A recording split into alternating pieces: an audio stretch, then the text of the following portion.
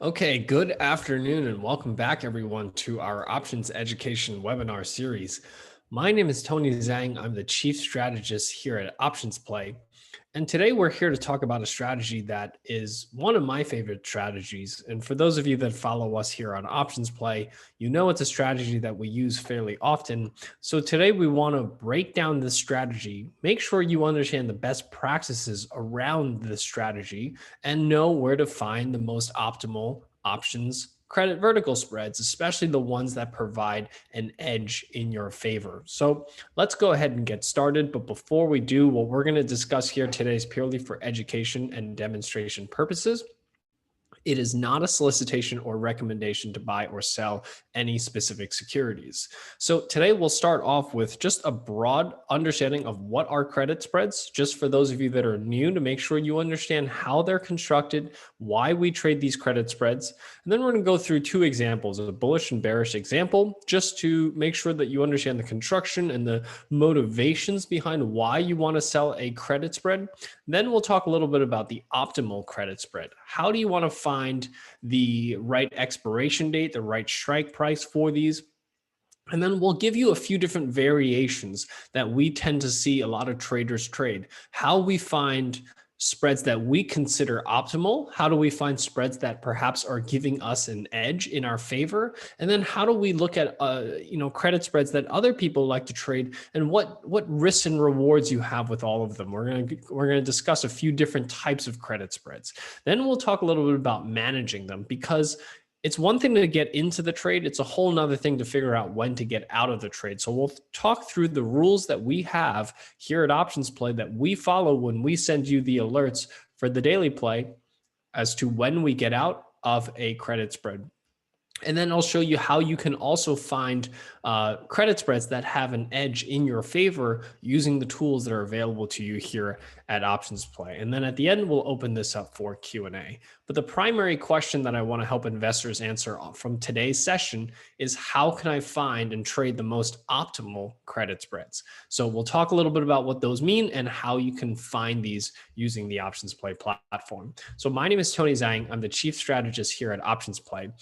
And specifically for those of you that follow me on CNBC, you'll know that I trade a lot of credit spreads on CNBC. It's probably the one strategy that I use the most out of all the different strategies that we trade on that show. So that's why I wanted to dedicate a whole webinar just to explaining this strategy, explaining why I use it so often, and why I've been so successful using this particular strategy on CNBC. So talking about when should you use credit spreads.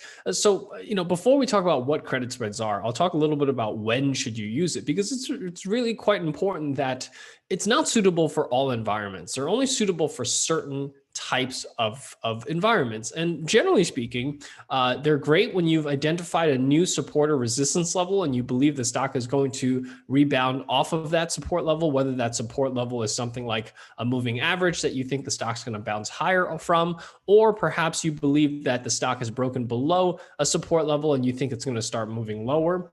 But generally speaking, overbought and oversold conditions are great, as well as trading ranges. Whenever you believe that the stock is trading in a range, you can use that top of that range as opportunities to sell credit spreads. Whenever a stock reverses direction, those are opportunities to sell a credit spread. Now, the rule of thumb with credit spreads is that they're generally useful when when you're expecting a small directional move. What do I mean by that? You have certain opportunities where you expect the stock could make a big move, such as earnings catalyst or some kind of product release, some kind of launch, some news related event where you believe that the stock could make a big move. That is not the type of time that you want to use. You want to sell a credit spread. Only when you expect the stock is going to make a muted or small move do you want to sell a credit spread.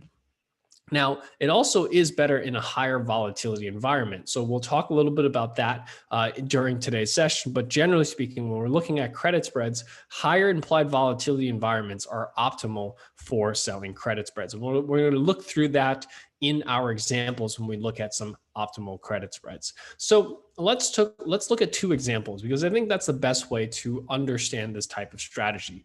Now, before I jump into the strategy itself, can everyone please bring up the chat window at the bottom of your screen? And please type 1 into the chat window if you have traded a credit spread before. And please type 2 into the chat window if you have never traded a credit spread before.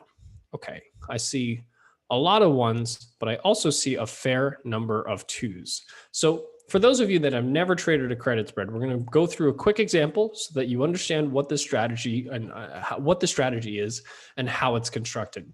So I'm going to use this example of IBB. IBB is currently trading at about $142. This is an old example, so this is not the current price of IBB. But at the time that we were looking at this, IBB has been consistently, using the 21-day moving average has consistently been a nice support level. So on the pullback here towards that 21-day moving average, maybe you felt that the stock was going, or the index, the ETF was going to bounce a little higher here. So there's lots of trades that you can make to take a bullish view on a stock. You can buy the stock, you can buy a call option, you can also sell a put option. So here, what I'm doing here, the stock is currently trading just shy of 142. What I do is I sell a 142 put, and let's say I collect $5.10 for that ETF by selling the 142 put.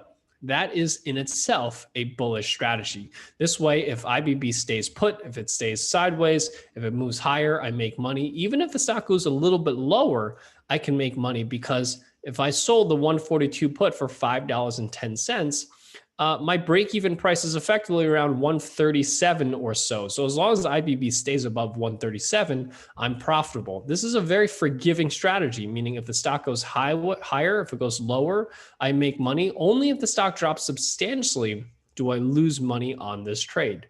Now, it's a very popular strategy amongst traders. However, there is a substantial downside risk.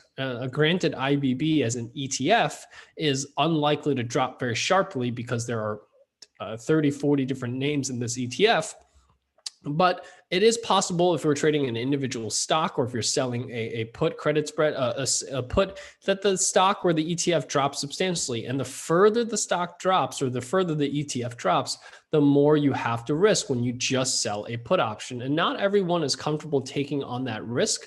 And in addition to that, when you sell a 140 put, you have to put up roughly $14,000 in capital just to sell that one put. Not everyone has that kind of cash laying around.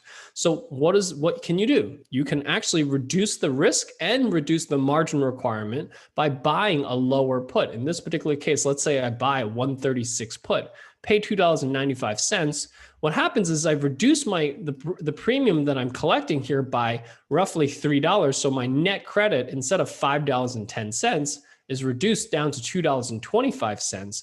But what I've done is, when I sold the 142 put, I'm taking effectively roughly $14,000 worth of risk if IBB went to zero. When I sell a credit spread like this, what I've done is I've reduced my risk. My risk is calculated based on the distance between the two strikes. The distance between the two strikes. So the distance between the two strikes is this 142 and 136. That's $6 wide. So my vertical width is $6. Whatever I collect in net premium here, which is $2.25, the rest of that $6 is going to be my max risk. So when you sell a credit spread, these are defined risk strategies and defined max reward strategies, meaning whenever you sell a credit spread, you know exactly how much you can potentially make, you know exactly how much you could potentially lose. And it's determined based on the distance between the two strikes. So in this particular case, because I collected $2.25, the rest of that $6 is a $3.75 that I'm risking. Now, this is also a forgiving strategy similar to the short put, because this strategy is profitable as long as the stock stays above 397.75, which is a 142 minus the 225. These two, it's basically subtracting $2.25 from $1.42. I'm sorry, 142. That's how I get the 139.75. So if IBB rises as I expect, I'm going to make my $2.25. If IBB moves sideways, meaning it doesn't move higher, but it also doesn't move lower, I also keep my $2.25. As long as it stays above 139.75, I'll be profitable. So if it goes in the direction I expect it to, I make money. If it does just move sideways, I make money. If it moves just a little bit lower, I can still make money. Only if the stock drops substantially or the ETF drops substantially do I risk some capital or have a loss. But even if the stock drops to 100, I'm still only risking $3.75. So the reason that you sell these types of credit spreads is because if you just sold the naked put, you're taking on substantial risk. If the stock or ETF drops substantially, you take on substantial amount of risk, and maybe you don't want to take on that risk. But the other thing is that it's also extremely cash. It takes up a lot of cash to sell a naked put. You have to put up margin in order to do it. If you're selling a cash secured put, you have to put up close to $14,000 to sell a single contract. Not everyone has that. Not everyone wants to do that. So one of the ways you can reduce that risk and reduce the capital requirement that it takes for you to get into the trade is to sell a credit spread. And this way you have a defined amount of premium that you're collecting. That's your max reward. And then the rest of the distance between the two strikes is your max risk. Does that make sense, everyone? Please type 3 into the chat window if this strategy makes sense to you. Perfect. Okay. So the reality of why people sell credit spreads really comes down to the fact that it's a forgiving strategy. If you get the direction right, you make money. If the direction just moves sideways, you make money. Even if you get the direction wrong a little bit, you can still make money. Only if the stock goes completely against you do you risk that max risk. And even in that particular case, you've defined that max risk. Unlike buying a call option, if let's say I bought a 142 call for $5, then my break-even price is 147, then the stock has to shoot up beyond 148, 149, 150 before I'm even profitable. So if the stock moves a little bit higher, if it moves sideways, if it moves lower, I lose money in all 3 scenarios. Only if the stock makes a big move to the upside do I make money. And that's not always easy to do. So that's the difference between buying an option, which requires a big move in the underlying stock, versus selling an option, which even if the stock doesn't make a big move, you can still be profitable. And you can trade this on both sides. You can trade this both on the bullish and bearish side. So let's say, for example, what if, I think that IBB is kind of exhausted. It's made its moves higher here. I think it's going to start pulling back a little. How can I take a bearish trade? Well, you can do the same thing. You can sell a 142 call option for roughly $5. Here you get about $4.80. But one of the things you'll learn is that if you sell a naked call, you take on unlimited risk. So meaning if the stock takes off, continues to move higher, the further it goes higher, the more you have to risk. Number 2, you have to put up a fair amount of margin in order to sell a naked call. Again, not 2 scenarios that everyone wants to take. So what you can do is you can reduce that risk again by buying back a higher call option here. So instead of collecting $4.80 for just selling the 142 calls, you pay $2.25 for the 148 calls, and now you're collecting $2.55. Again, the distance between the two strike prices is $6. So when you collect $2.25 out of the $6, your max risk is $3.45. In this particular case, we're collecting roughly 42% of the vertical width because $2.55 is 42.5% of the $6. So this strategy is profitable as long as IBB stays below 144.55, which means if IBB moves lower, I can profit. If IBB moves sideways, I'm also profitable. If IBB moves a little bit higher, as long as it stays below 144.55, I can be profitable. Only if I get the direction completely wrong and IBB moves substantially higher do I risk $3.45. So again, forgiving strategy, because in scenario 1, scenario 2, scenario 3, I make money. Only in scenario 4 do I lose money. Conversely, for a lot of bearish traders, they'll typically buy a put option. So before we looked at the 142 put was $5. So this stock would have to get down to about 137 or so, roughly here, before this strategy makes profit. So if you bought a put option, Only in that one scenario do you make money. If you get the direction right, but it doesn't move far enough, guess what? You're going to lose money. If IBB stays sideways, you're going to lose money. If IBB goes higher, you're going to lose money. So basically in scenarios 2, 3, and 4, you're going to lose money if you bought a put option. Only if the stock drops substantially do you make money on that trade. So that's the two sides of buying an option versus selling an option. And many of you may have heard, you know, you may have heard people say that professionals prefer selling options.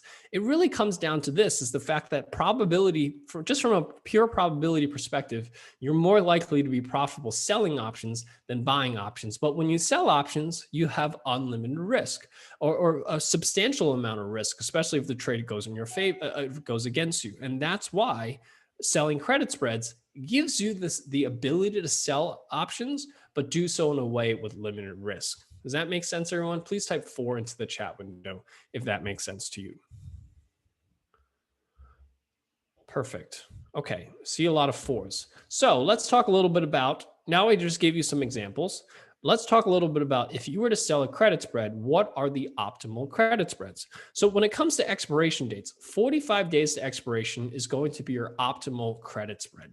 A lot of investors ask, why don't you sell shorter dated options? Why don't you sell longer dated options? It really comes down to trying to capture the most amount of time decay per day without taking on a lot of gamma risk. Because whenever you're short an option, gamma risk is what works against you. It's what makes very large swings in the underlying P&L based on moves in the underlying stock. You don't want that when you're short an option, because if you're short an option, the stock makes a move against you, you're going to lose a lot of money. And the goal is to try to minimize that gamma risk. So the crossover at which time decay starts to accelerate is as you get closer and closer expiration. That's why I tend to find there are a lot of people that sell 1 week credit spreads, 3-day credit spreads, even credit spreads that are expiring that same day, because they're thinking to themselves that I'm maximizing time decay. But the reality is that on the back end of that, when you get very fast time decay, you also have very high gamma risk. So the goal here is to figure out at what point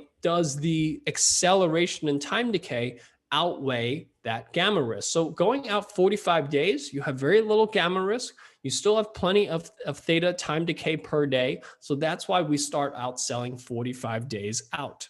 Now, we always sell the 50 delta call or put, so the at the money call or put, and then buy back a 25 delta call or put. Sell the 50 delta, buy the 25 delta. And we'll show you on the OptionsPlay platform how you can seek that 50 delta and 25 delta. It's on your options chain. And when you use this type of expiration date and strike price, you'll generally find that the credit that you receive, meaning the income that you collect on this credit spread, is roughly going to be 33% of the distance between the two strikes. So if you're selling something that is, if you're selling something that's $10 wide, so if you sell the 100, you sell the 100, you buy the 110s, that's $10 between these two strike prices. You'll find that you'll usually collect roughly about $3.33 on that credit spread, 1/3 of the distance between the two strikes. Now, when you do that, you'll tend to find that these are relatively higher probability of profit winners, 67% winners, and you're going to risk roughly $200 for every $100 in potential rewards. So I want to dive into this a little bit, why we consider this the optimal credit spread. So to understand this a little bit, this is the illustration that we have, right? So let's say in this example, I'm selling the $100 call option and I'm buying the 110 calls. So it's a $10 wide credit spread. So when you sell the 50 delta, buy the 25 delta call, what you're going to find is that you're going to roughly collect 1/3 of the distance between the two strikes in income. And remember, we learned that whatever you collect in income, the rest of it is going to be risk. So if you're collecting $3.33 in income, then you're going to have $6.67 in risk. That's a difference. If you add up those two numbers, you're going to get the $10, the distance between these two strikes. That's how credit spreads or vertical spreads in general work. So when you use this type of credit spread, When you use this type of credit spread, that means for every $1 in potential reward that you're collecting, every $1 you're collecting, you're going to be risking on the back of that roughly $2. And when you have a 2-to-1 risk to reward ratio, in order for you to break even in the long run trading this type of strategy, you need to have roughly 67% of your trades to be winners just to break even. That means that if you're right 70% of the time, you'll be profitable. If you're right 65% of the time, you'll actually lose money in the long run. That's just how odds and probability work. So just so you know, this is the optimal credit spread, meaning if you just flip a coin, you're going to win 2 out of 67% of the time. And then every single time you win $1. Every time you lose $2, but you're going to win the $1 more often. Meaning if you win 67% of the time, then 2 out of 3 trades you're going to win. And then the third trade you make, you lose $2. 2 out of 3 trades, you make $1. The third trade, you lose $2. So at this rate, you basically break even. You're not really making any money on this trade. What you need to do is you need to have a bit of an edge. You need to have a bit of a directional edge, meaning you need to be able to call the directional view of a stock or ETF or whatever asset you're trading that credit spread on more often. You need to call the directional view more often than not in order to be profitable with this trade. So this is what we call the optimal credit spread. Now, what we try to do here at OptionsPlay is we don't want to just find the optimal credit spread. We want to find credit spreads that provide an edge. And how do we do that? What we do is we find credit spreads where the income that you collect, in this particular case, in the same $10 wide credit spread, if I'm selling the $100 call option and I'm buying back the 110 call option, we're searching the entire market for credit spreads that are the 50 delta, 25 delta credit spread. But instead of finding ones that have 33% of the premium, we try to find ones where we can collect 42% of the premium. And many times we're able to do that because when we're able to collect $4 out of a $10 wide credit spread, what that means is that we are risking only $6 on the back of that. And that might not seem like a whole lot of a difference, right? Before we were talking about $3.33 to $6.67. Now we're talking $4 to $6. That doesn't seem like a whole lot, but that small shift by increasing our income, that decreases our risk. What that improves the trade by is for every $1 in reward that we collect, we're only risking $1.50. Before, for every $1 we collect, we're risking $2. And when we reduce our risk by just in this particular case, what is 67 cents? We only need 60% of our trades to be winners in order to break even.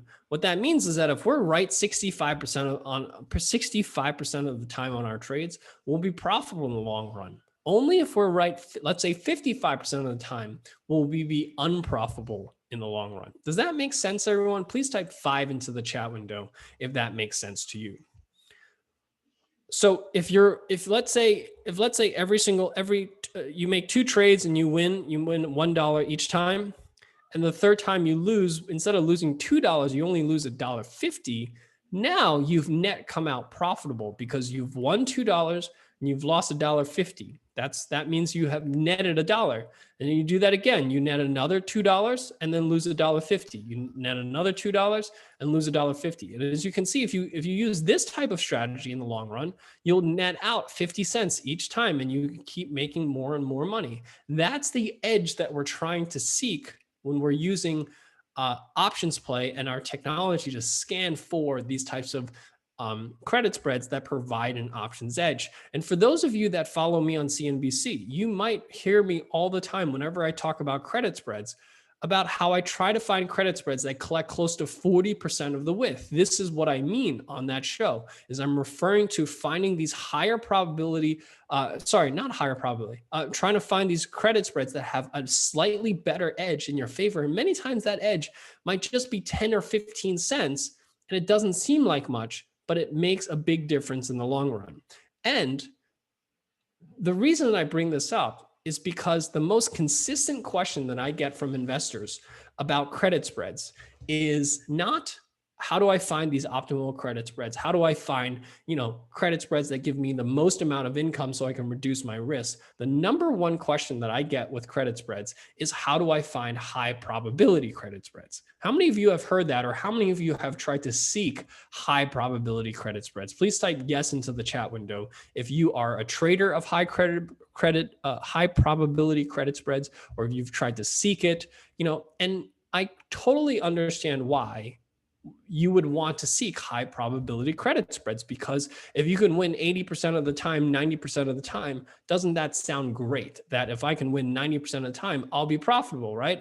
Because I'm winning 90% of the time. But the reality of that is that when you seek these high probability credit spreads, what that means is that you're selling these really far out of the money credit spreads. And when you sell these really far high probability credit spreads, what you're doing is you're reducing the income that you're collecting as much as possible. That's how you have high probability trades, is you're reducing the amount of income that you're collecting. Now, what happens when you reduce the amount of income that you're collecting? What happens is you increase your risk substantially relative to the income that you're collecting. So when you see these credit spreads that have 95% probability of profit, on paper, that sounds great, right? I'm going to win 95% of the time. But this is what we call in the industry picking up pennies in front of a freight train. Yes, you win all the time, but you're winning very small amounts every single time. You're winning literally pennies, right? Many of these credit spreads, you're collecting 30, 40, 50 cents, and you're thinking to yourself, great, I'm doing a really good job of collecting 40, 50 cents every single day or every single week or however often you're trading this. But on the back of that, you're taking a monumental amount of risk for that 20, 30, 40, 50 cents. So when you seek these high probability risk to reward, high probability trades, what you're really doing is you're skewing the risk to reward very far against you. Now, that in itself is not the problem. And it's not for me to sit here and tell you that those trades are bad. And the reason for that is because we all have different risk tolerances. There are plenty of people out there with much higher risk tolerances than I, and it's not for me to tell you not to take risky trades. Everyone sits on a different part of the risk spectrum. Some of you are very conservative, some of you are very aggressive, some of you are willing to take on risks. So it's not for me to tell you don't take risk, right? That's not my job. My job is simply to educate you on what those risks are. And it's not necessarily the skewed risk to reward here that's really the problem. The problem is that the higher the probability of profit on your trade, the worse your risk to reward is. And the worse your risk to reward is, the more you have to win just to break even. So when you take on a trade with a 9-to-1 risk to reward ratio, meaning for every $1 you risk, for every $1 you collect, you're risking $9. You have to be right 90% of the time just to break even, which means that you actually have to get the direction of the market right about 92, 93, 95% of the time. Otherwise, you are going to be unprofitable in the long run. You could win 8 out of 10. You can win 8 times in a row and then have one bad month. One stock goes against you, big move happens, and the market sells off, and you're wiping out weeks, sometimes months, perhaps even years worth of gains in one single month or one single week. So it's not that that's a bad thing per se.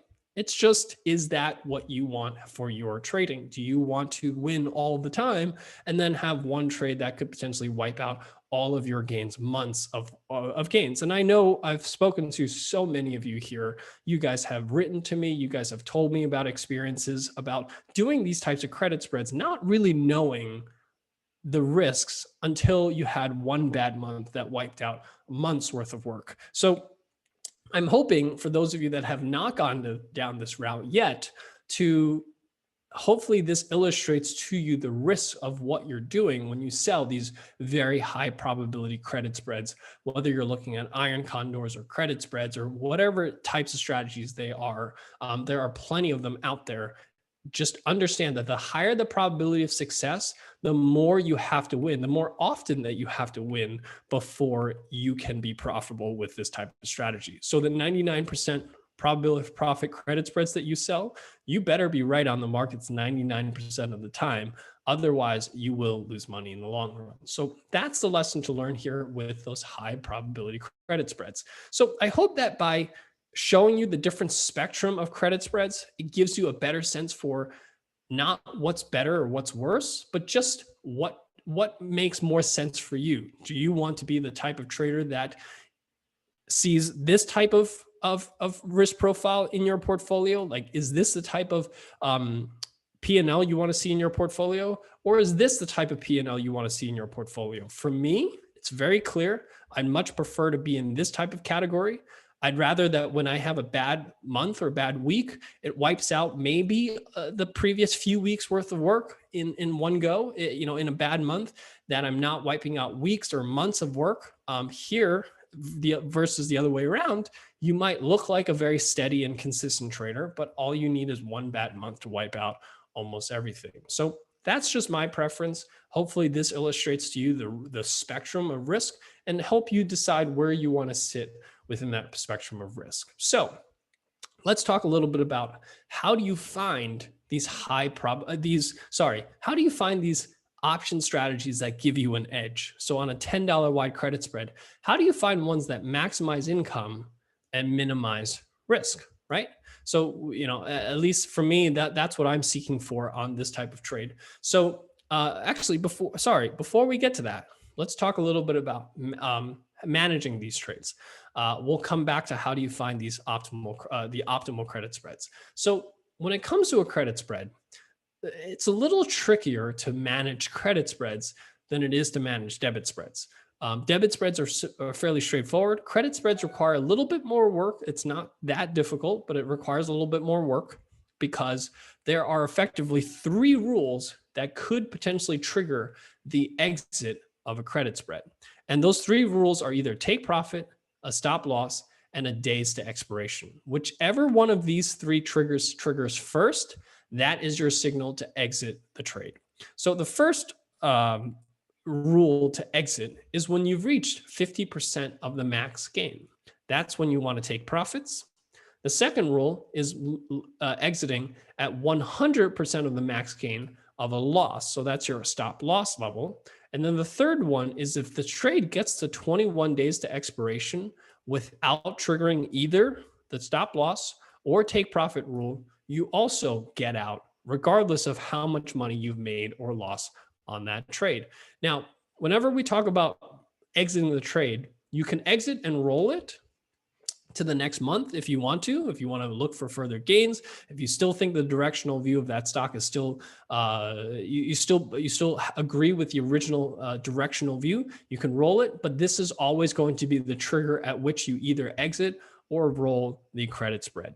So just to walk you through an example, if I sold a $10 wide credit spread, which is the examples we've been talking about, and let's say I collected $4 on that credit spread. So I've collected 40% of the width of the $10 wide credit spread. What I want to do is I want to take profit when I've made half of the max reward. So if I collect $4, that's my max reward. So once I made half of that, $2, that's my time to take my profits and move on to the next trade.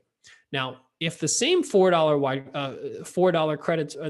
wide credit spread that I collected $4 on is now trading for $8, meaning I've lost 100% of my max gain, then it's also time to cut my losses. So if I made $2, I basically take profits. If I lose $4, I basically cut my losses. Now, if the trade gets to 21 days to expiration, and I haven't triggered my stop loss or my take profit level, it's also time to simply exit the trade. And again, if you still believe in the directional view of your original credit spread, you can simply roll it out another 45 days if it hasn't triggered both the either the stop loss or the take profit level, and you've gotten yourself to 21 days. So that's how you generally manage a credit spread.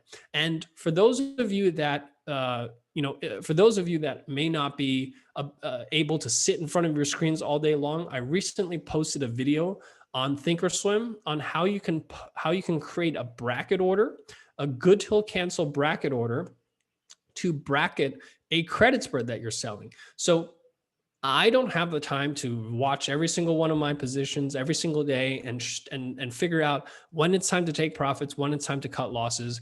I simply place an order within my thinkorswim platform that effectively brackets the trade. So what, as I said, I take profits at 50% and I cut my losses at 100% of the max gain, and I can put in an order within thinkorswim to do so. So for those of you that want to review that video, I'll post this link into the chat window. You can view it after today's session. It'll be in the slides that I send out with the recording, but it basically shows you how you can place a stop loss and a take profit level at the same time using thinkorswim, and one will cancel the other. Meaning if the stop loss triggers, it'll automatically cancel the limit order. And then if the limit order triggers, it'll automatically cancel your stop loss order. And you can do this on vertical spreads. And that's one of the reasons why I trade a lot of these spreads at thinkorswim. So watch that video for those of you that are interested in learning how to do that. So let's now talk about finding these credit spreads that give you that advantage, that give you that edge. So we have a tool at the bottom of your OptionsPlay platform. Everyone here has access to it as a member. There's a credit spread button at the bottom of your OptionsPlay platform. And the credit spread opportunity report does a few things. It filters, first of all, only very liquid optionable symbols. So you never have to worry about liquidity on anything that we produce on this report.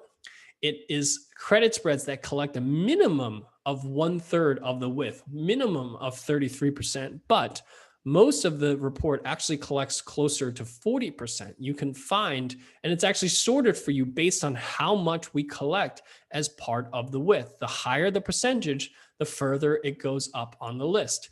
And what we also factor into is our directional view. We also line up our technical view with these. So anything that you see on our report, it lines up with our technical view. It passes the liquidity filter, so you know that you're going to be able to get filled on this type of trade at or near the mid price.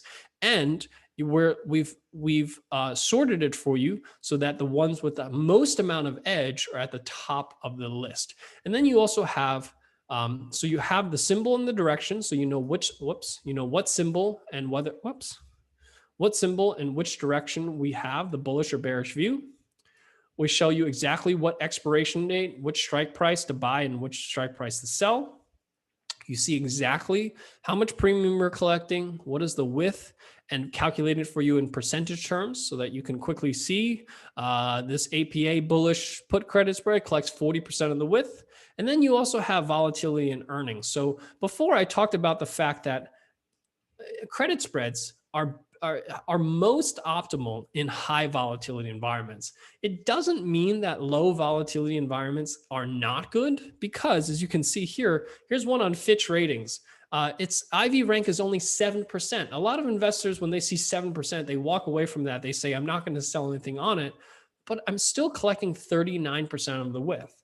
Now, if I believe in the directional view of Fitch ratings, I will still take that because I'm risking only about $1.50 for every $1 in potential reward. I will take that trade if I agree with the directional view, especially from a technical and fundamental perspective. And this stock doesn't report earnings for another 76 days. So especially if I'm bullish on the markets and I think a stock like this will likely drift higher along with the markets, and there's no reason why I wouldn't take this trade despite the fact that IV rank here is relatively low. Now, it is true, the higher the IV rank, the more likely you'll be profitable on that trade. But the edge between something with high IV rank and the edge between something with low IV rank is not that large. It's not like it's not night and day. So don't use IV rank as an immediate disqualifier for selling options. I know a lot of people do, and I know a lot of investors have been taught this.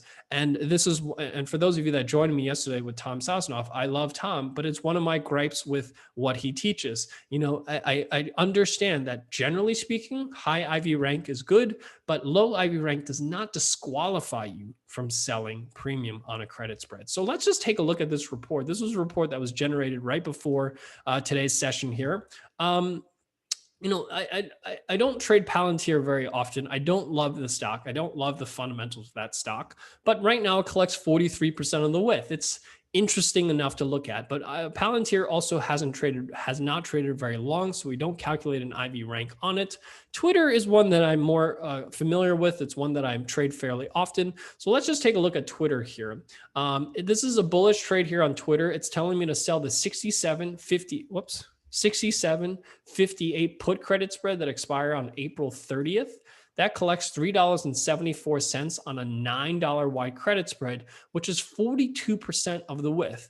So when I'm collecting 42% of the width, my risk reward ratio is actually fairly close to 1-to-1, right? For every $1 I'm potentially making, I'm risking only about $1.40 or so. So I'm not risking a whole lot. Even if Twitter falls apart, even if you're concerned that all the tech stocks are going to continue selling off, I'm only risking $1.40. And if tech bounces higher or just simply stays where it is, I'm collecting a fair amount of width. And look, IV rank here is only 11%. A lot of investors will walk away from that, from selling something on Twitter because of the IV rank, but it doesn't report earnings for another 42 days. So I have plenty of time to look at this particular trade. Now, I'm not saying that this is the best timing right now on going long tech, right? Twitter's down 5% here today, but maybe you think that this is a little bit oversold and it's about to bounce higher here, but that's exactly what we're seeking here. We're looking for these opportunities. Sometimes when you get these big moves to the downside, sometimes you get some mispricing on options, or simply just options premiums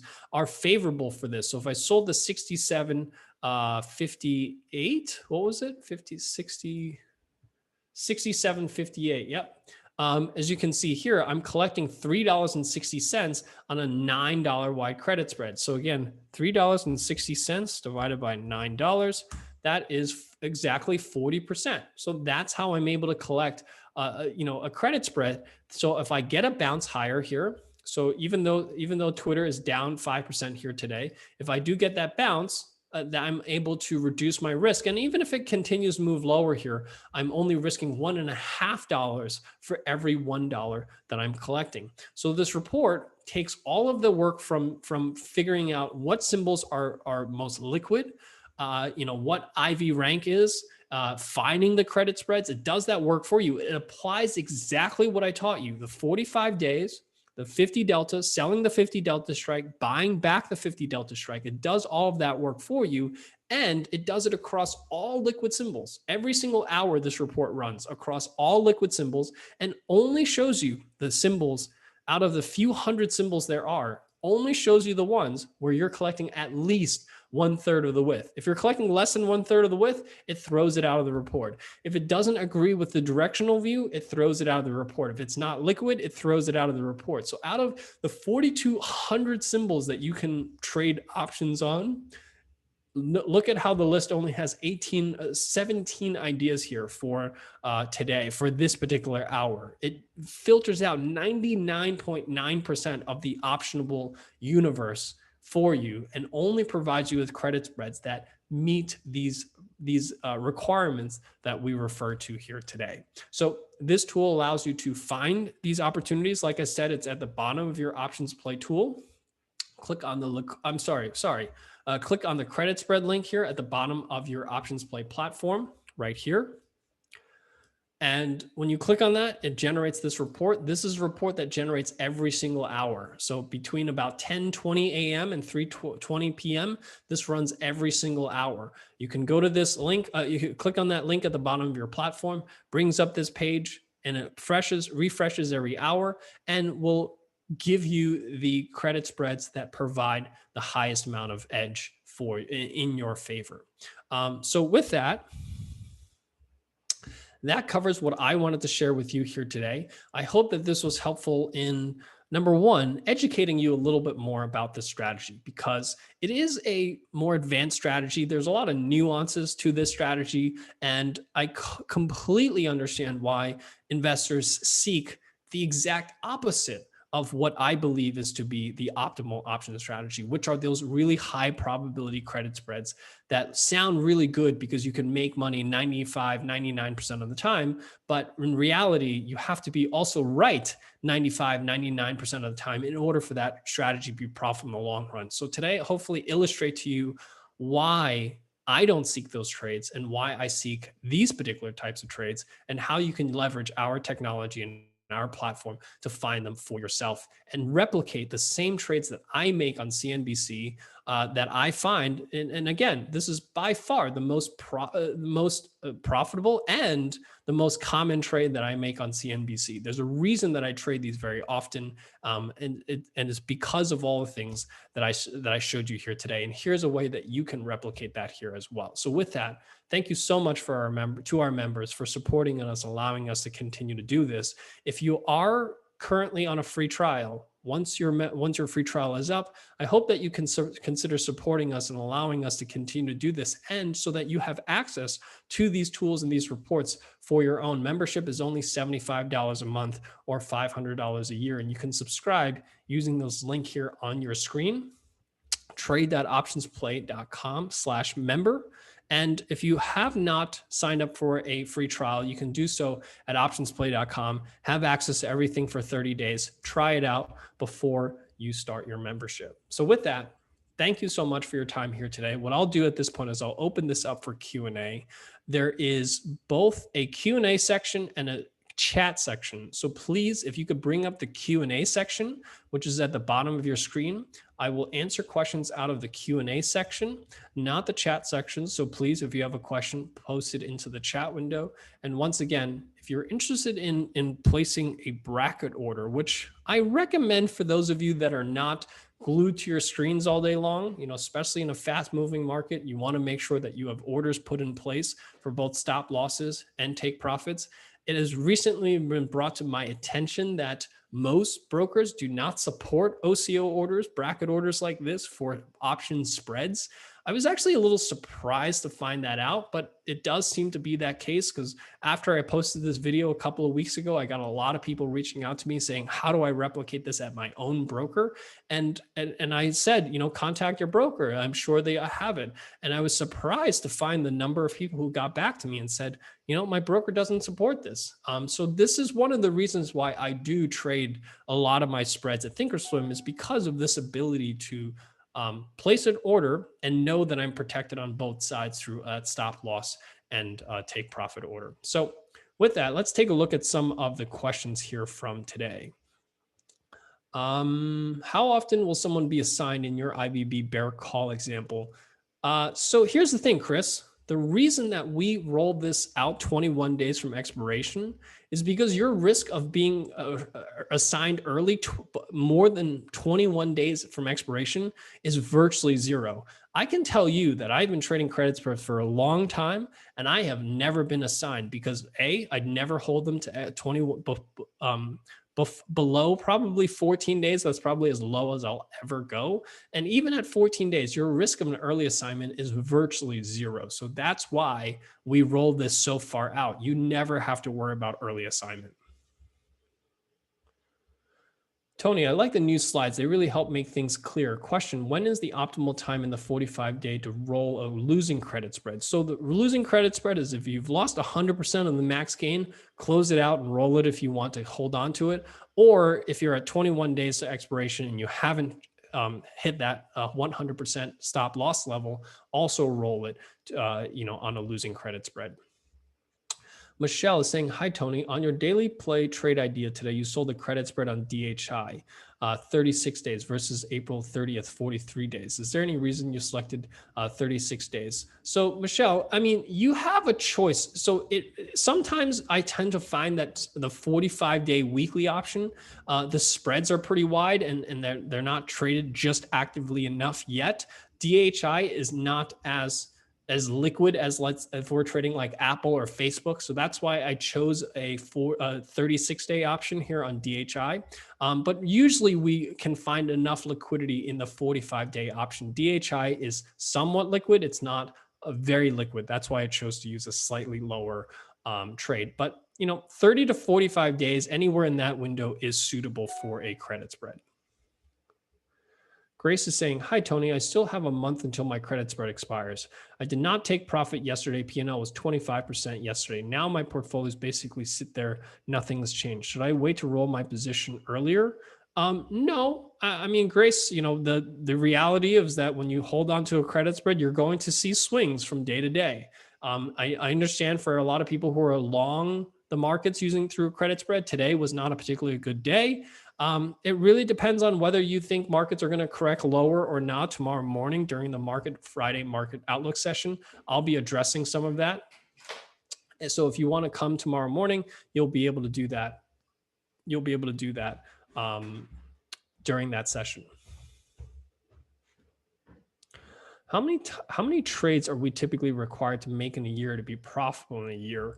Oof, I've never gotten a question like that. How many trades are we typically required? You're not required to make any number of trades. You can, if you're talking about selling credit spreads, I mean, think about it. You're selling them every 45 days, right? So minimum, you're trading probably at least 7 to 8 trades a year, but more likely you're trading multiple ones at the same time. So I tend to find that most credit spread traders are trading at least a few times a month. But you don't have to sell credit spreads. You could just buy SPY and hold on to it and never trade and be profitable. There's no requirements as far as number of trades to be profitable. If you exit at 50% of profit, how does that affect your risk to reward outlook? So as long as you maintain this 50% and 100%, your risk to reward ratio does not change, because I'm still trying to reach roughly that 2-to-1 risk to reward ratio. For every $1 I collect, I'm risking $2. But then if I'm only doing this $1 and versus $1.50 risk, I maintain that integrity here with the stop loss and take profits. Credit spreads work only on one expiration date. I'm not sure what you mean by they only work on one expiration date. They work on any expiration date, but the optimal expiration date that we use is roughly 35 to 40 days out is where we start selling those credit spreads. Why was PDD IV stock rank with red at 24%? Is that because it is a bullish put, and for buying that might make it more costly to have had a low IV rank? Chris, I'm not sure. Is the question why it was red? Is that the question, Chris, about your PDD question? The IV rank is just color coded. The higher, okay. The higher the IV rank, the more red it gets. Like red means sell, green means buy. Kind of it was the thought process here. So something of very low IV rank, is generally speaking, as Tom would say, low IV rank is better for buying options. High IV rank is better for selling options. And that general statement is true, but there are plenty of exceptions to that rule, I think, is what I'm trying to say. You went over the criteria used for identifying optimal credit spreads. Can we run a similar scan in TOS? Ray, you might be able to. I just don't know that you'd be able to sort by this one column. And that's the most important column for me, is sorting based on premium that you're collecting based on a percentage of the width. So I know Thinkorswim has a spread hacker, but I don't know that you can sort by this one column. And our scans are sorted by this one column.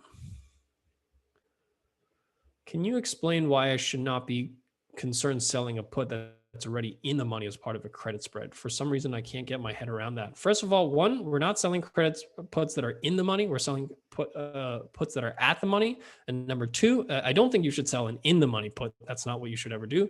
But number two, you have your risk of early assignment is virtually zero because of this rule. If you sell a 45-day option and you roll it 21 days from expiration, your risk of assignment is zero. No one's going to assign a put early, and no one's going to sign a put early because they're going to lose the entire extrinsic value of 3 weeks of time, and they're basically giving away free money. If they do that, that's money in your pocket. And number two, even if you get assigned early on a put credit spread, the risk does not change. You're just replacing a short option with a stock leg. Those two have the same risk. And you still have the long option that protects you against that long or short stock leg. So if you ever find yourself assigned early on a credit spread, simply just close out the stock leg, and the long option leg that you have left, and the risk does not change. And think about it. The person who exercised the call or put early, they gave up that extrinsic value that is gained by you. You immediately gain the extrinsic value of the option that someone chose to exercise early. And if someone's going to do that 21 days early, that's a lot of extrinsic value that they gave up that you just gained on that trade. So Ed, I hope that helped wrap your head around why you can sell an at the money put, but there's no risk to selling an at the money put when you're using this type of rule. I'm sorry, there's no risk of early assignment. That's what I should have said. What we've been doing is rolling losers until they eventually come back, pretty much all blue chips. Do you consider this wrong compared to closing at 100% loss? Buying power is not an issue. We've been rolling losers until they eventually come back. I don't see a problem with that. The question is just, are you rolling losers just to prevent yourself from losing?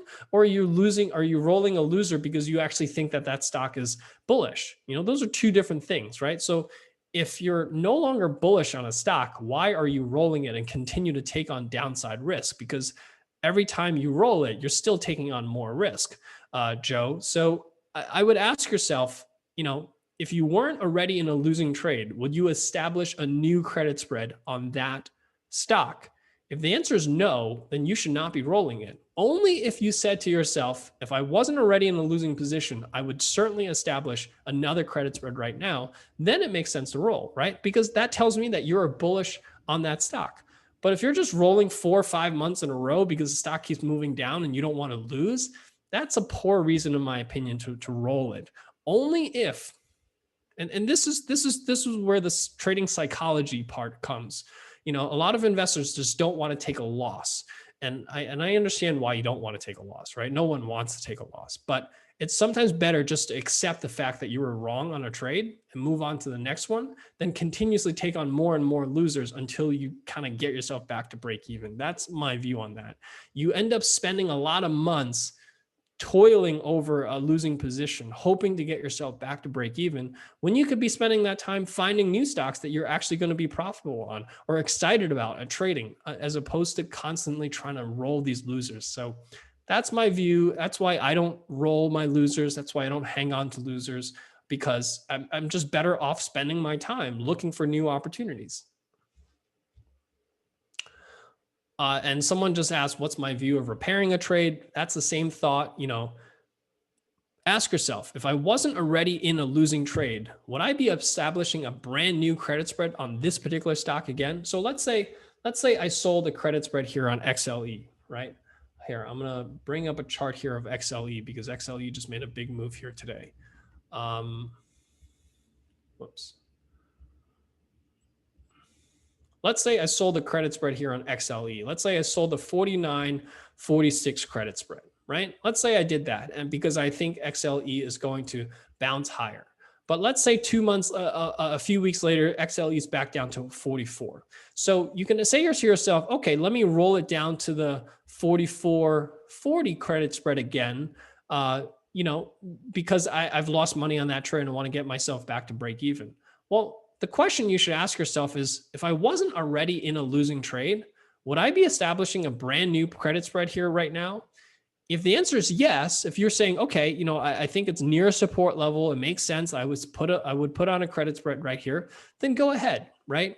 But if, let's say, your views are now completely changed because before you were thinking that XLE is still in this bullish trend and it's simply going to continue moving higher, and now it's all the way down here and it's clearly this bullish trend is no longer intact and it's actually starting to turn lower, why are you selling a credit spread on a stock that you think could continue moving lower? There's no reason for that. You're just throwing good money after bad money. So that's my view of repairing a trade. Nothing wrong with repairing a trade, but remove yourself from the losing trade first and ask yourself, would I be establishing a brand new position on this particular stock that's bullish, that's still bullish on a stock that's clearly perhaps no longer bullish? So remove yourself from that first trade and then ask yourself that question.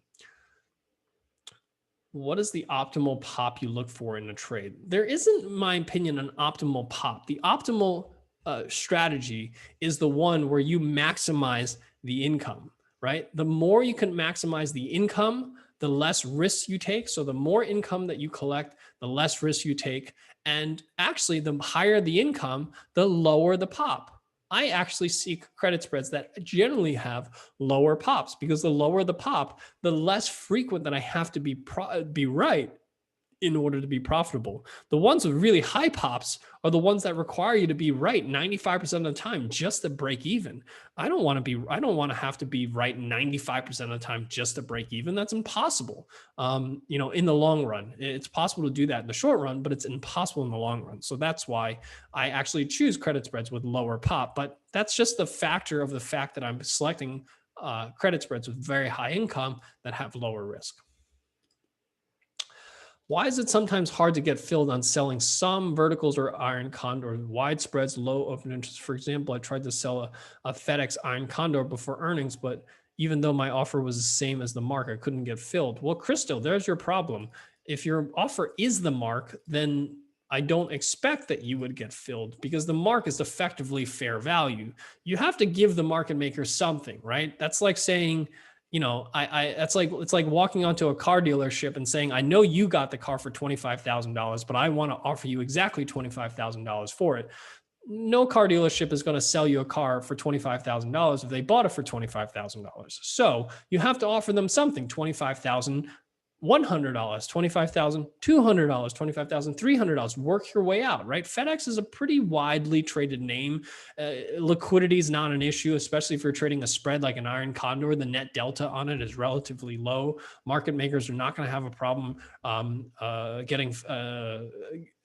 hedging that risk. So it's really about offering something better than the mark. The mark is the fair value. So if you offer someone fair value, don't be surprised that they don't fill your trade.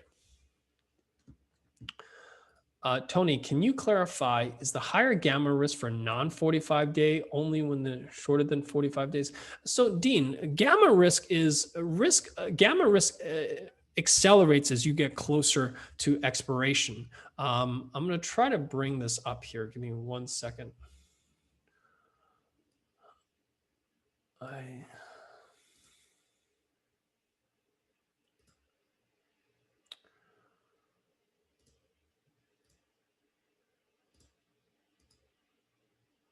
I'll try to show you.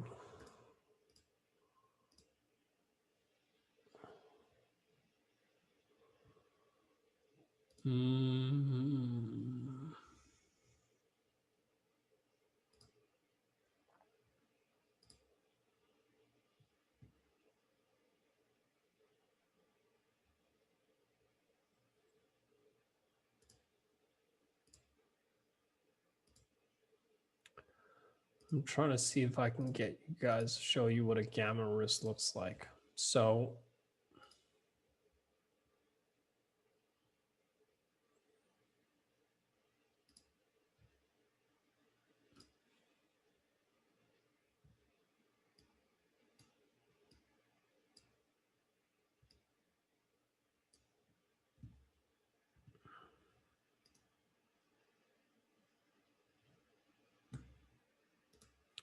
I'm just trying to set up my platform right now for this, but it's taken a bit of time.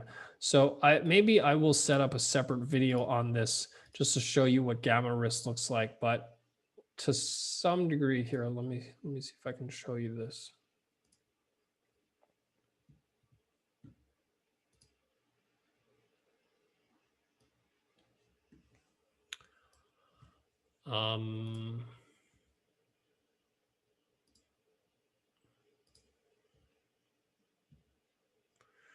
Maybe it's easier just to show one leg instead of a vertical leg.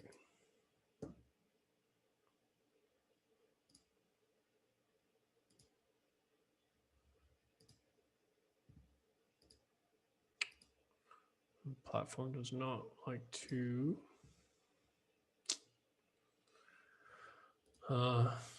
Not working so well. Okay, here we go. So this is the gamma risk as you get closer and closer to expiration. Well, these are vol steps. I want day steps plus 4 days.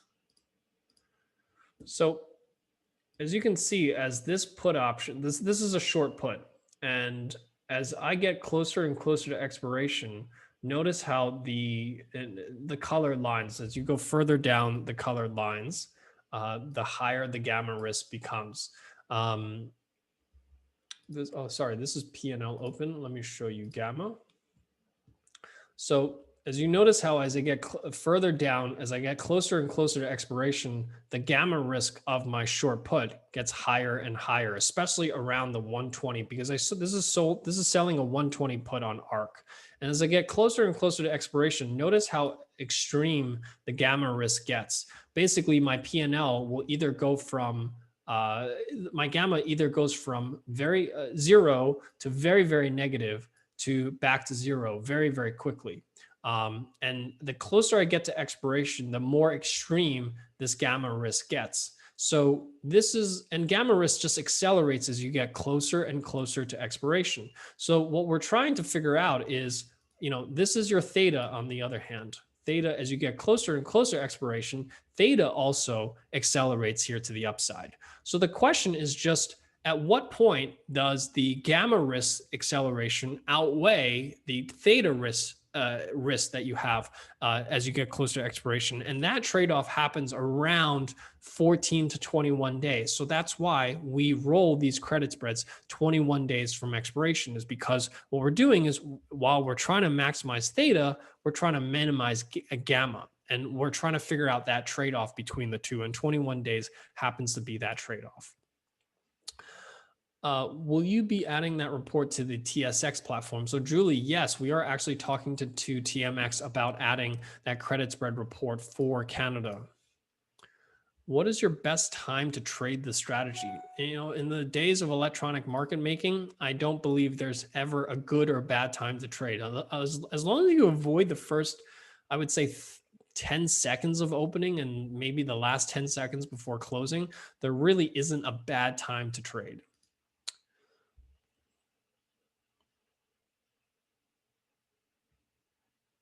Can you do an OCO for debit spreads also? Yes, you can trade You can trade these bracket orders for all types of spreads on Thinkorswim. Glenn is saying, seems like setting the short strike so close to at the money would be risky considering the current volatility. Could you hit the 100% loss in just 2 bad days? No, Glenn, that's not how this works. Even in 2 bad days, because you have the long leg that's going to also expand in an implied volatility that's going to offset the losses on the short leg. So no, that's not the case. And again, a lot of investors, are concerned about selling these at the money puts, right? But when you sell at the money puts, that's how I'm able to get as much income as possible that buffers a move to the downside. When you sell those out of the money puts, you have almost no buffer. So you're far more likely to lose much, much more on 2 bad days when you sell something with low income that's far out of the money than selling something that's at the money that gives you a much, much larger buffer and less losses. So it's not about how much you have to gain or lose. It's how much the risk to reward is balanced. So every time I'm winning substantially more. And every time I'm losing, I'm not risking much more than what I'm collecting. So for those of you, and I've heard, it seems like there's a lot of comments so far about people concerned about selling these at the money strikes. It seems like you much more prefer selling far out of the money strikes. Well, you can do that. I'm not saying you can't, right? But when you sell these really far out of the money credit spreads, you have very little buffer, you have very little income to show for. And if the trade starts to go south, you're risking far more than what you have to make on this trade. That doesn't work out for you in the long run. So you have 2 bad days, it's going to wipe out months of work. And for me, 2 bad days in the markets wipes out a week, 2 weeks of work. So that's why you want to sell these at the money credit spreads, not these far out of the money credit spreads. What value represents high vol? Generally speaking, I would say an IV rank above 30 can be considered high vol. A general question about vertical spreads: is fundamentals, sales, and earnings growth important? It seems with vertical spreads, We only pay attention to liquidity and directional bias, not fundamentals. Is that correct? So Wei Hung, I mean, for those of you that watch me on CNBC, you see that every single trade that I take, there's no trade that I take where I do not look at fundamentals. Fundamentals is core to every single trade that I make. Meaning, if I'm going to be long a stock, it has to be a stock that I at least understand the fundamentals of and believe that the fundamentals are relatively strong, and vice versa. If I'm short a credit spread, or I'm sorry, if I'm short a stock through a credit spread, I always have a fundamental reason that I believe that the valuations are too rich, or the stock is not growing as fast as the market is expecting it to. At least for me, there's always a fundamental aspect to it. That's not to say everyone does, but for me, I do. And that's for those of you that join me for my rapid fire sessions, you'll see that almost every single trade idea that I look at, we don't just look at technicals, we always look at least understanding fundamentally what the company does and how their revenues and earnings have been growing. Tony, most of the credit spreads in your report don't exceed a rating of 80 to 85. Are you recommending 95 score on your site? Jake, I don't think I've ever recommended that you only take trades with 95 or more on your site. I certainly have never said that. There's no reason that you can't sell a credit spread with an 80 to 85% score. 80 to 85 just means that you have, a fairly balanced risk to reward ratio. Since it changes every hour, what if you take a trade and later in the day does not show up anymore? It just means that it's no longer, meaning that trade no longer provides any edge. It doesn't mean that when you exit, the only thing that matters is what the edge was when you entered this trade. So if you enter it when it was $4 and now it's $3.33 and there's no more edge, you were able to capture that 67 cents an edge. And just because it's not on the report just means that edge no longer exists.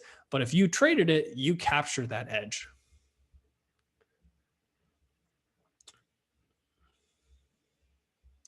Stefan, question about gamma versus time decay. I hope I just explained that to you. What formula should one follow to take profit for calls, puts, and spreads? So AJ, I have a whole video on that. You can follow us on YouTube. I'll post the link to our YouTube channel here. I do have one just on debit spreads and calls and puts. So you can click on that link in the chat window and find that video where I do talk about the rules for managing long calls and puts. Where on the site do I find the option saying with the deltas on it? You just click on modify of any. So if, let's say I'm looking at the Twitter May 65 calls, you click on modify, and on the drop-down menu, you have the strike price, you have the premium, and you have the delta next to it. Is OCO supported by IB for credit spreads? Great question. I pretty much had everyone reach out to me after I posted that OCO order asking, does Schwab support this? Does Tastyworks support this? I was surprised to find out most brokers do not support this. I have not found out from IB yet. So if you could find out from your broker, just ask them, can I put an OCO order on a spread?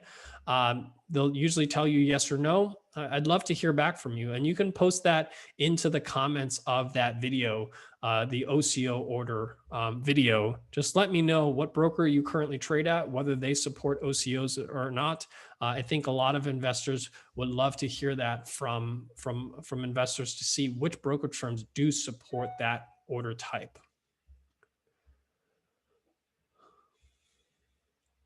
Hi, Tony. In Canada, we can't trade credit spreads in a registered account. This is similar to Roth IRA in the US. That's not true because I trade credit spreads in my IRA account in the US. So that's not the problem. I don't know about Canada. So I'm pretty sure you cannot trade a credit spread on a TFSA registered account. So you're going to have to trade these in a non-registered account or a non-taxable or a taxable account rather. Is volume versus open interest not relevant? Not really. So volume and open interest is only relevant when you look at the whole chain. If you look at the volume of an open interest of an individual strike, there are thousands of strikes. What are the chances someone's happening to trade the same strikes that you are? It's not always the case, especially for something that's just listed, right? DHI, that option's been only listed for a week. So open interest and volume is going to be low on something that was just listed a week ago. So open interest and volume, and not a problem, especially on the names that we are suggesting, right? So if you look at DHI yesterday traded 4.1 million shares. If you're trying to trade your 1 lot, 2 lot, 10 lot, 50 lot, 4.9 million shares is more than enough for any market maker to hedge your 10, 20, 30 option contract trade. Do not worry about liquidity for the most part. Open interest and plus open interest and volume are not good indicators of liquidity. The bid-ask spread is what you want to use to gauge liquidity. So 560, 585, that's a very tight spread here for something that's $5 wide. So that's why I'm not concerned about liquidity on DHI. When rolling a credit spread to another month, is there a debit level that would not make sense to roll? First of all, a credit spread to another month should be a credit, not a debit. But you really shouldn't be trading a credit spread roll at a debit. I don't know why you would do that, because that just means that you're throwing effectively what is good money after bad money. What's the risk of closing one leg at a time instead of entering the entire spread? The risk is that you don't get filled on the other leg, and you have a completely different trade than you intended. I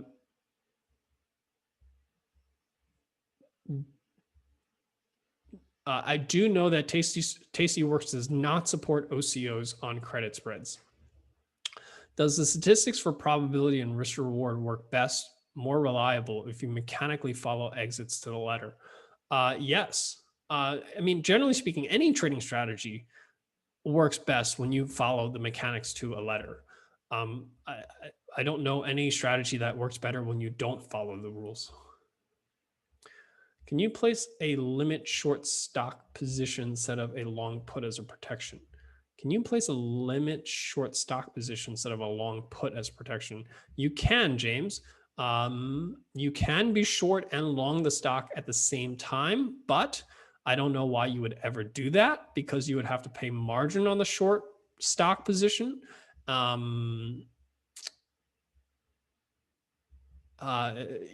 not just sell the long stock rather than establishing a short position?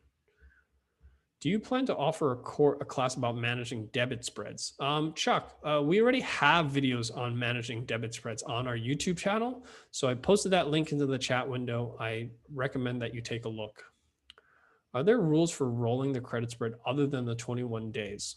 Yeah, there are 3 rules. Take profit at 50% max gain, stop loss at 100% of max gain, and take out at 21 days to expiration. Whichever one of these 3 triggers first, that is your trigger to get out of the trade.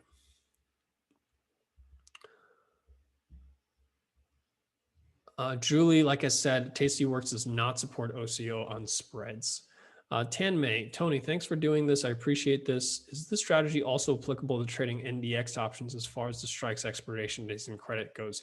Yes, Tan May. I don't think, generally speaking, you'll be able to find these types of very optimal credit spreads on trading the indices. The indices typically have a different characteristic. So you're collecting less income for it, but you also have less single stock risk, right? An index is not going to jump down 10% because earnings were bad.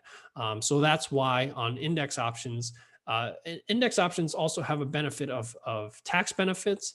Index options also have a benefit of the fact that they're cash settled and there are no early assignment. So for those reasons, you're going to collect less premium. I'm actually going to be doing some NASDAQ NDX related videos soon. So look forward to that in the next couple of months, where I'm going to be doing more index options related content.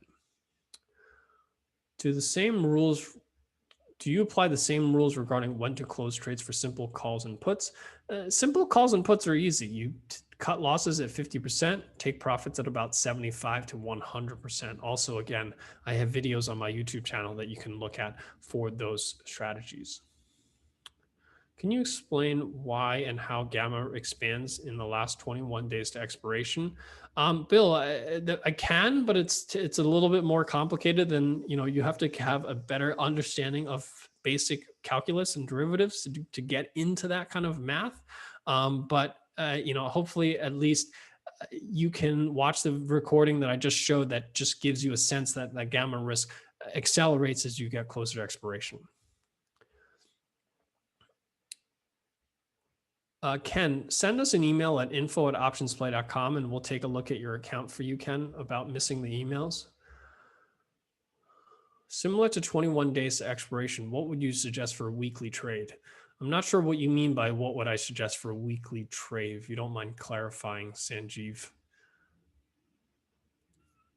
Should the stop loss be at 6 rather than 8 since the max gain is at 4? No, max gain is at 4. You want to take loss at 100% of the max gain. So 4 plus 4 is 8. 100% of the max gain, How do I make sure to get the link to the Tuesday and Friday sessions? Maura, you can also send me an email at info@optionsplay.com and we'll take a look at that for you and see if why you're maybe not getting it. Gary, if the stock is at the support, I sell the put to open will be a better chance to make money since I don't have to spend the money to buy the lower put. If I get assigned, I can also sell the cover call. The risk is to buy the stock. Will that be a good way to make money? So Gary, if you don't mind putting up all the cash to sell a put and you don't mind owning the stock, sure, by all means, sell the put. You also have unlimited downside though. So as long as you're comfortable with that, there's nothing wrong with that strategy. I sell puts all the time on stocks that I want to buy. Is there a way to set up the software to default to credit spreads? Joe, that is something that we're currently working on right now. I sent the email previously, still not rectified. Please look into it. Okay, Ken, send it to me send it right now and I'll take a look at it after.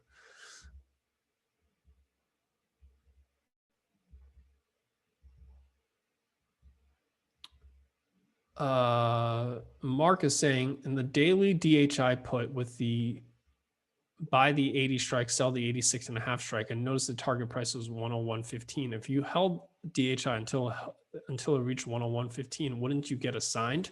No, because the two puts would have expired worthless. You would not be assigned. As long as DHI stays above 86.5 at expiration, you will not get assigned. Because these are puts, not calls. The results of credit spreads menu show only one expiration date. Why so? Because you're only selling the credit spread on one expiration date. And both legs are on the same expiration date. How do we see the spreadsheet? The spreadsheet is click on the link at the bottom of your OptionsPlay platform where it says credit spreads.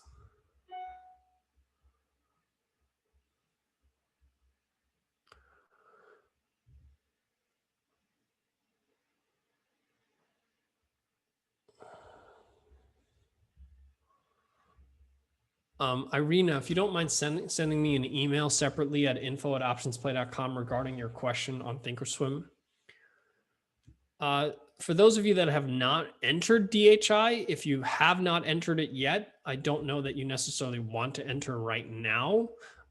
We've had a big move here to the downside. I still believe this $82 level is a strong breakout level, but I don't know that if you missed out on this, that it's still a good time to get into the trade, in my opinion. With a 100% max loss on a credit spread, on average, what delta does that equate to on the short strike? I'm not sure I understand your question, Arthur. I don't know what you mean by that. Is there a situation where diagonal credit spreads make sense, comply with your rules? I also don't know what a diagonal credit spread is. Diagonals are by default a debit spread because you're buying a longer dated option that's going to cost you more than the short dated options that you sell. So you can't sell a diagonal for a credit.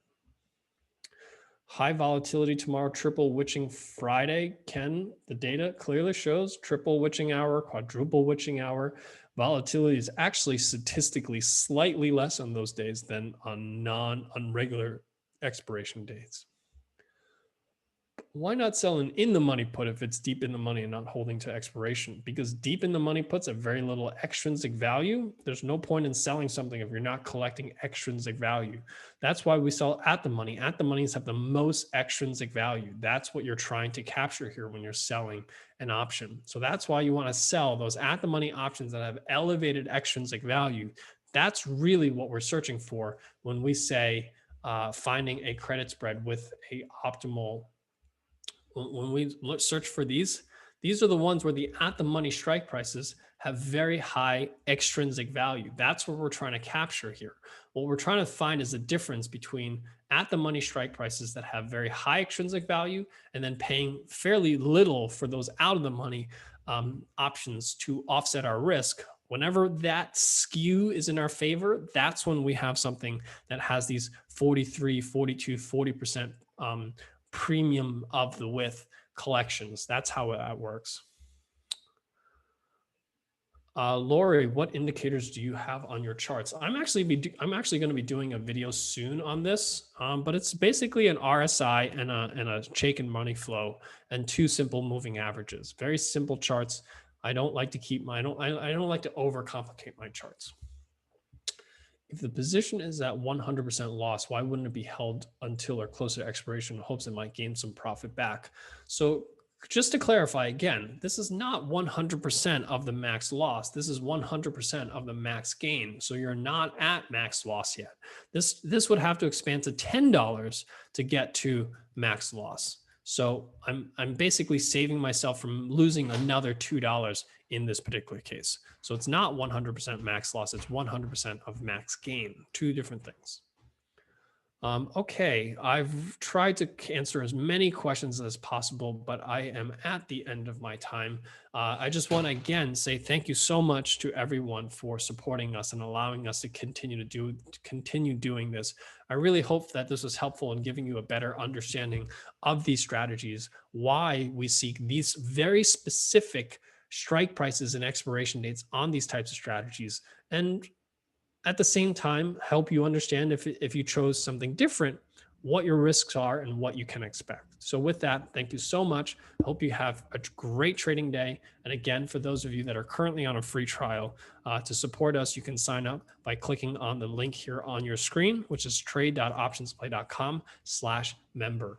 Membership will allow you to access member-only content like tomorrow morning in our market outlook session. We'll address the sell-off we saw here today, how that affects our directional view in the markets. So I hope to see you guys here tomorrow morning for that for all of our members. Thank you so much. Have a great trading day, and I'll see you guys here bright and early tomorrow morning.